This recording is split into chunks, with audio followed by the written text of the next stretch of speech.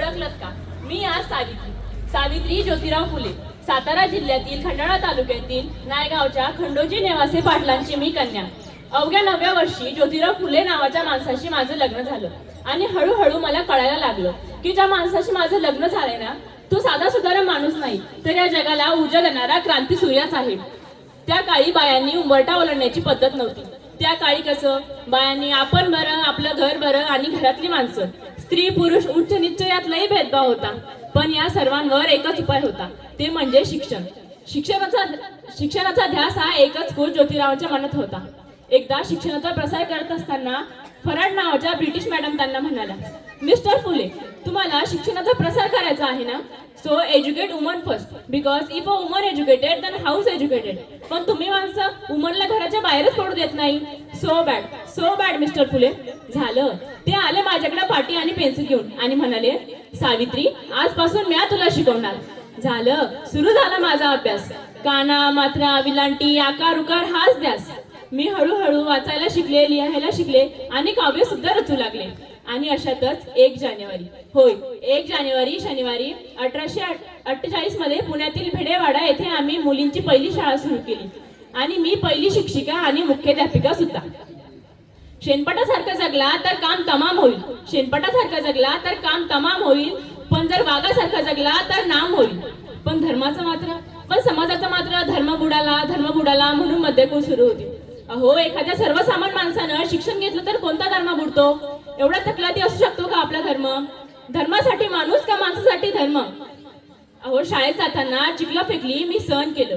शेण फेकलं तरी सहन केलं, थुकलं तरी सहन केलं. पण आता सहनशीलतेचा मात्र अंत झाला होता. आणि अशातच एक गतिकार माझ्या समोर येऊन बोलतो, ए टवळे, कुठे निघालीस? आधी आमच्या बायकापुरी शिकवणं बंद कर. तुला तुझी अब्रू प्यारी आहे का ते शिक्षण? त्याला कदाचित माहीत नसावं की आम्ही ज्योतिराव फुले परिवारांच्या पत्नी आहोत. अशी घेतली सनकन कानाखाली लावली आणि सुनावलं, आज आलाय थोबट फुटलंय, परत आलास तर तुझ्या रक्तानं ही धरती रंगवेन. स्त्री कोणत्याही जातीची किंवा धर्माची असो, ती नेहमीच या बळी पडत आलेली आहे.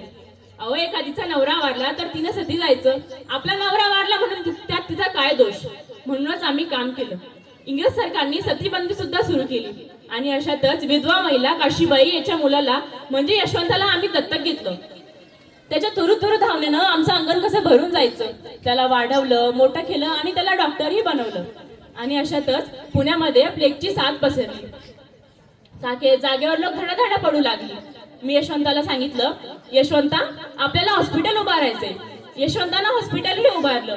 पण प्लेग हा संसर्गजन्य होता, त्यामुळे तो कधी ना कधी मलाही होणार होता. पण आम्ही जगलो मुळीच या समाजासाठीच ना.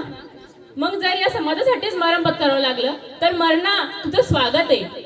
मी सावित्रीची सावित्रीबाई झाले, सावित्रीबाईची सावित्रीबाईही झाले. आणि बघता बघता आमच्या 8 शाळा झाल्या.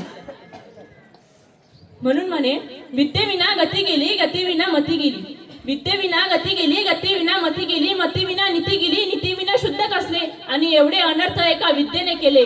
म्हणून मुलींना वाचवा, त्यांना शिकवा आणि या देशाची साक्षरता वाढवा. कारण एक मुलगा शिकला ना तो एकटाच शहाणा होतो. पण एक मुलगी शिकली ना ती संपूर्ण घराण्याला शहाणी करते. म्हणून मुलींना वाचवा आणि शिकवा आणि या देशाची साक्षरता वाढवा. धन्यवाद.